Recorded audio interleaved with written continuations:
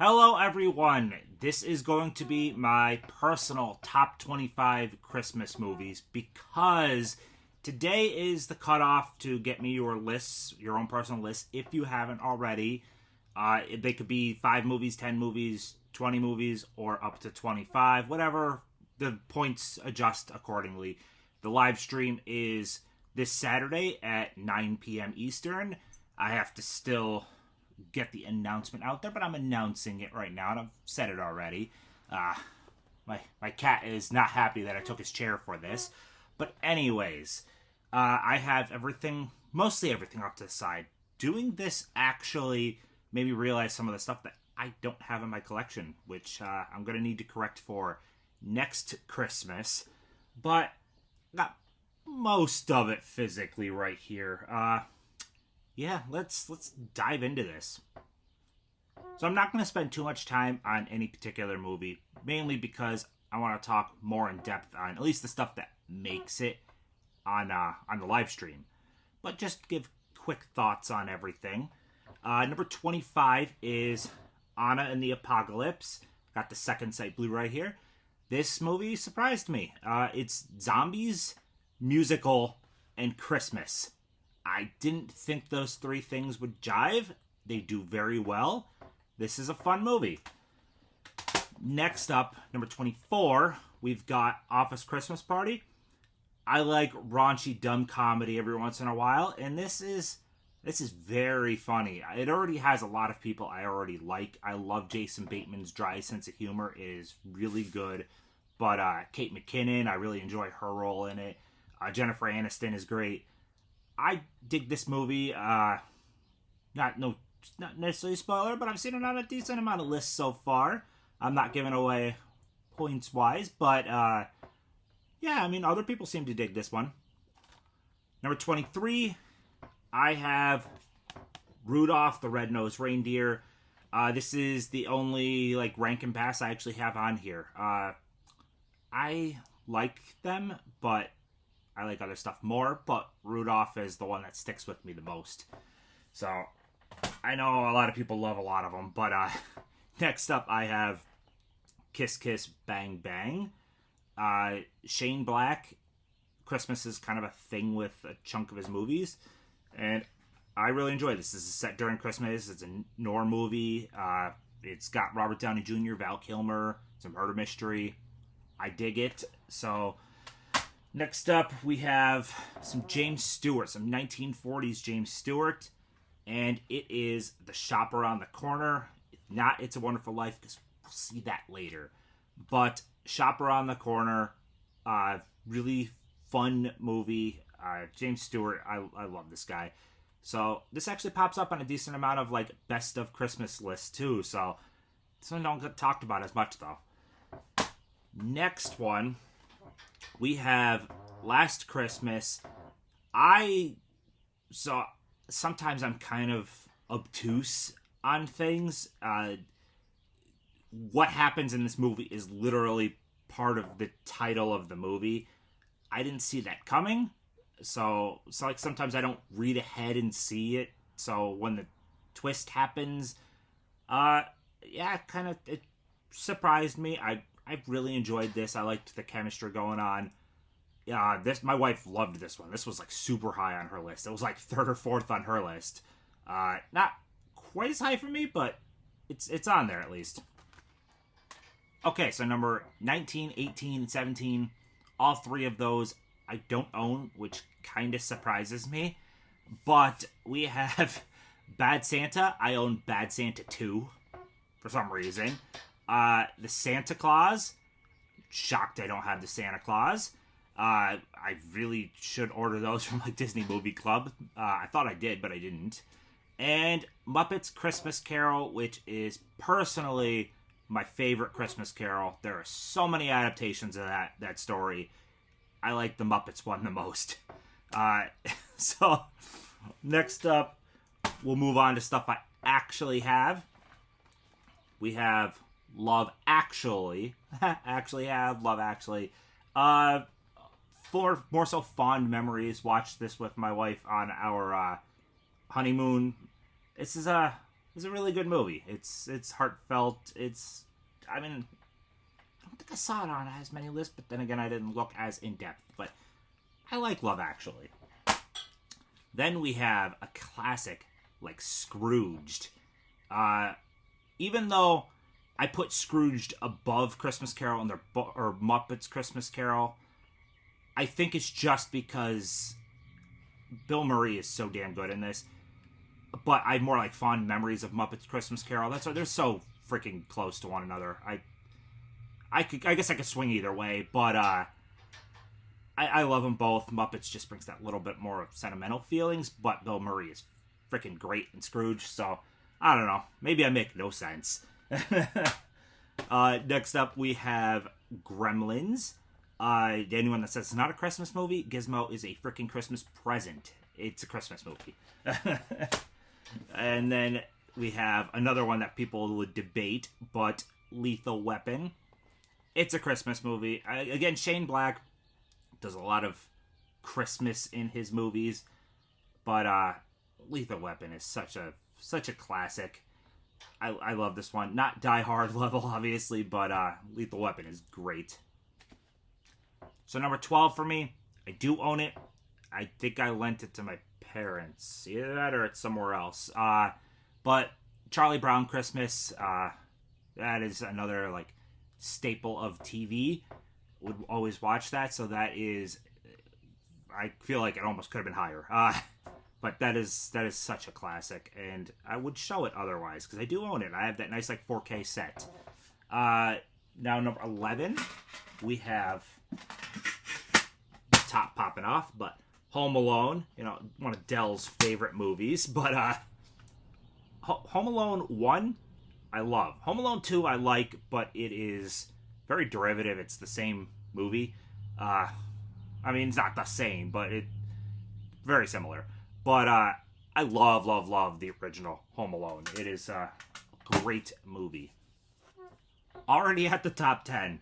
And number 10 is going to maybe be not controversial, but this is freaking beloved, and I have it at 10. But National Lampoon's Christmas Vacation, so freaking good. I think maybe I put it a little bit lower because it's not even like the favorite of this franchise. Like, I love the original Vacation more, and I have such a soft spot for Vegas. This is better than Vegas, I guess, but I have a really soft spot for Vegas. So it's not like this is the clear standout in the franchise, so I guess that's why I don't put it a little bit higher. But I do really, really love this movie, though. I mean, a lot of people love that movie. Then we have Christmas Story in at number 9, yearly watch. I have this 4K. Hopefully I get to the 4K, but I'm probably just going to end up watching it on repeat on TV on Christmas Eve, because that's just the way it goes.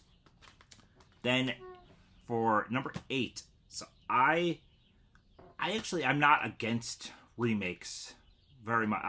I'm okay with remakes, because at worst a remake it doesn't erase the original and it's bad and you can forget about it, but then there's other times it kind of can capture a lot about an original.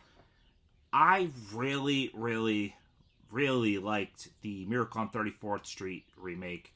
I thought Richard Attenborough was such amazing casting. This is a John Hughes written movie. Like, this is just dripping in talent involved. And I thought it was a wonderful movie. Mara Wilson is adorable in it. I really, really like the remake for Miracle on 34th Street. Just not quite as much as the original, which I put it just above. I love them both, though. That's why they are back-to-back in my list. But it's a wonderful story. Yeah, really love this one.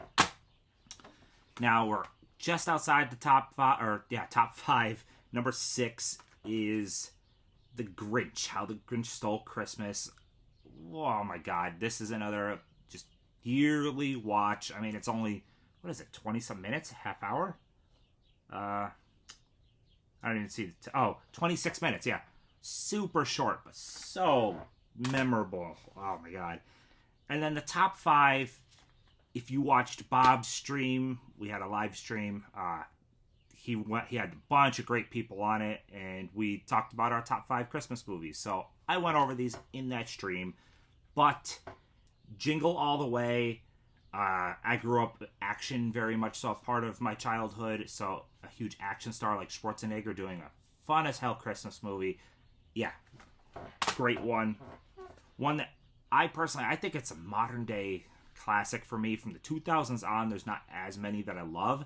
I do love Christmas with the Cranks. Like, I love Christmas with the Cranks. Sure, some people might think it's generic or whatever. I love it. I think this is honestly one of Dan Aykroyd's last good roles. He's popped up since, but I feel like this is one of his last really good roles. Love Tim Allen in it. Jamie Lee Curtis is great. I love the story. I love how the whole street comes together at the end. Oh, so good. Then we have The Apartment, which, people on the stream were telling me how much it's not Christmas. It's set mostly completely in the Christmas to New Year's time frame. I'm more so about, is it the time frame? And this is that time frame.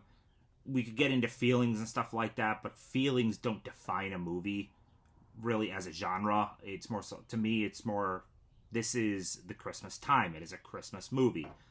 And it's a fantastic movie. We are now at number 2, which is one I feel I could talk really long on these top 2, and I'm not, because I'm going to save it for the stream, because I didn't do the math yet. I feel like they'll make it somewhere on there. Heck, I'm giving this one 24 points, and then the top one 25 points, and that stuff can matter. So my love for these movies will hopefully push them even onto the bottom of the list. But It's a Wonderful Life. God, do I love this. So these top 2 movies are not just my favorite Christmas movies. We're talking some of my all-time favorite movies. Like, I freaking love these top 2 movies. Like, I would take these top 2 movies, Christmas-wise, above all the rest of them put together. That is how much I love these top 2. I'm not even joking. If you told me I can have all the rest of those movies, or just It's a Wonderful Life and my top one, I would take these top 2. That's how much I love these movies, just to give you an idea. But It's a Wonderful Life, when you look at it, so this is universally accepted as a Christmas movie. I think everyone kind of agrees on that. It's universally accepted as one. It's one of those movies that I don't get the whole, people saying something like Die Hard's not a Christmas movie, but then they'll say It's a Wonderful Life is, when It's a Wonderful Life is more so the setting, and it's only that back half of the movie is the setting of Christmas. But again, I'm all about, as long as a good portion of the movie is set in Christmas, it's Christmas. So that's why I put it on there. But thematically, this movie deals with some heavy stuff. It deals with, like, attempted suicide in a 1940s movie. It's the chemistry between the leads is great.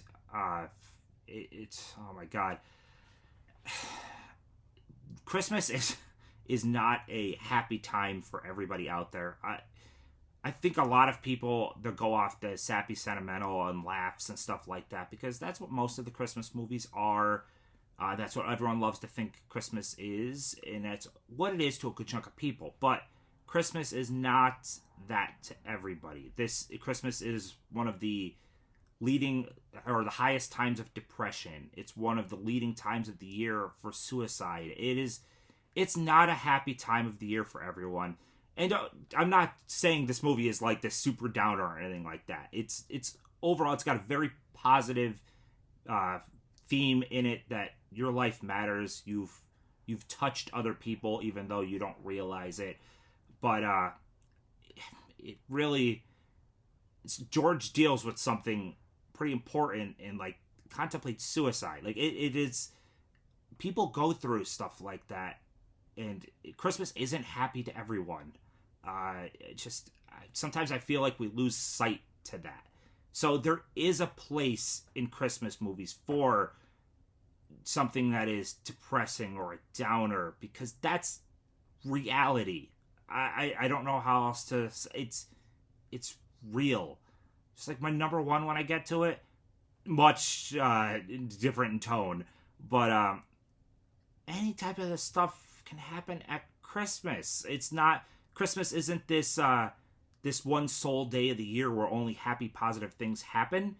Uh, it, Murders happen, suicides happen, depression. I feel like I go down a rabbit hole. Bob and I were talking about doing a stream about It's a Wonderful Life and just kind of what it means to me. This movie means a lot to me, but like, kind of just, I don't know. I feel like I feel like I'm bringing myself down talking about it, but I just feel we do lose sight sometimes that Christmas, while it might be a happy time for you, it isn't for everyone. But I adore this movie so much. And then to pick things up some, Die Hard is my number one. That's not a shock. This is my third favorite movie of all time. So not a surprise here whatsoever. I love the set. But again, this is an action Christmas movie.